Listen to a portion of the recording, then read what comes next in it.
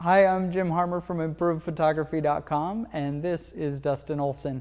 We want to tell you about one of the most useful tools we have in our photography setup, and that is how to take a picture with any DSLR and have it wirelessly appear on the iPad just a second or two later.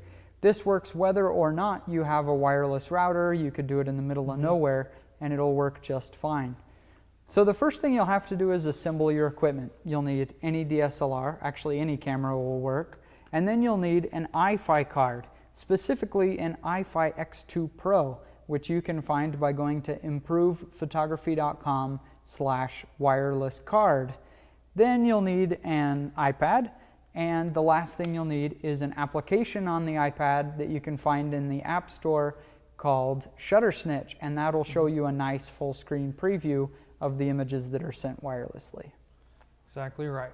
So once you have your iFi card, you need to set it up so that it works on your wireless network or in direct mode, which is when you don't have a wireless network available. So we'll walk you through that setup really quick and how that works. The first thing you'll do is you'll grab your iFi card and you'll plug it into the computer.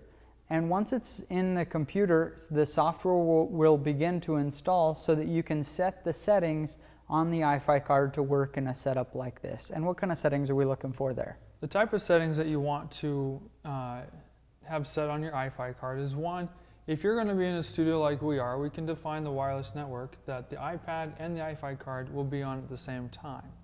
The other thing is you want to set up direct mode. Direct mode, like I said, is when you don't have a wireless network for when you're in the middle of nowhere. And so to be sure that that works is you want to set it to connect 30 seconds after it realizes that there's no available Wi-Fi network. This will help that your connection between your iPad and the camera happen a lot quicker. The next thing is you want to determine how long the direct mode will stay in connection or established between the two devices after the last photo has been transferred. We set ours to never disconnect so that if we are doing a shoot, we don't have to wait for the camera and the iPad to reconnect and then transfer the photos. Once you have your iFi card set up with all its settings, you'll put it in the camera, and then you need to make sure that the iPad is connected wirelessly to it. Now, the way that you'll do that is you'll go into the settings of the iPad and you'll go to wireless. Now, if you want to run this over your wireless network, if you're going to be doing this in a studio or at home where you have a router, you'll want to connect your iPad to that same router that the iFi card will be connected to. If you're going to do this in the middle of nowhere, you'll then connect your iPad directly to the iFi card, which will show up just as if it were a different Wi-Fi network. And once you have this set up, you shouldn't have to mess with it again because your iPad will remember those networks in the future. And then after that, you just simply take the photo and then just wait for the photo to appear through ShutterSnitch on your iPad or even on your phone if that's what you have. This has been so helpful for us because, I mean, I just can't even tell you how many times I've gone out, done a shoot, and everything I thought was going great, I come back, put it on the computer, and it just doesn't look quite the way that I did because we have such a small preview here that sometimes just the composition wasn't quite what you thought it was, or sometimes, especially when doing night photography when it's difficult to find focus, sometimes the focus just wasn't quite on, and even just zooming in on the picture to try to find to see if you have the focus correct, sometimes it's just tough to tell on a tiny screen.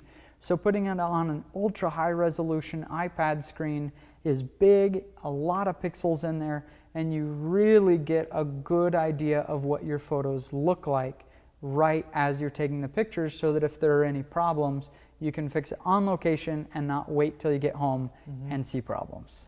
Yeah, and that helps a lot when you're working with clients as well. You have that favorite photo, they love the photo, but you get it on the computer and you can't find that favorite photo because it just didn't turn out the way it looked like on the back of the camera. So we're here to prove that you don't need a Wi-Fi network to work with the iFi card and get results. So what we did is we sent Dustin out on this assignment to see if it would work in some of the most remote places of the world. So Dustin, can you hear me out in Singapore? Will you be able to receive the images even in Singapore? It's working great. They're coming through. So if you were in Antarctica, could you still receive the images with no cords and no wireless router? It's a little bit cold here, but they're coming. Okay, that's good. Se você esteve no Brasil, você poderia receber as fotos no iPad?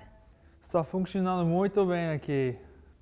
But okay, so if you were in a desert, so I know there would be no wireless network there, could you still receive the images with no router? They're burning through, but it's working. And if you were in a cartoon desert? It's great.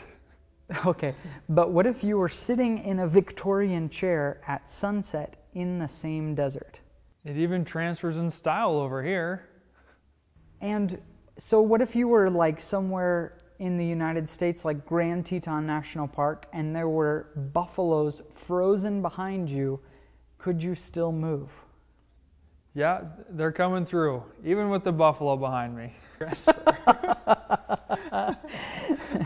Well, but if you try this technique, I mean, it can make a huge difference in just in your photos, because you can see and really get a good feel for what the photo looks like on location as you're doing the photos, so that you can make changes right then. It'll be worth the investment, and we hope that this has helped set it up.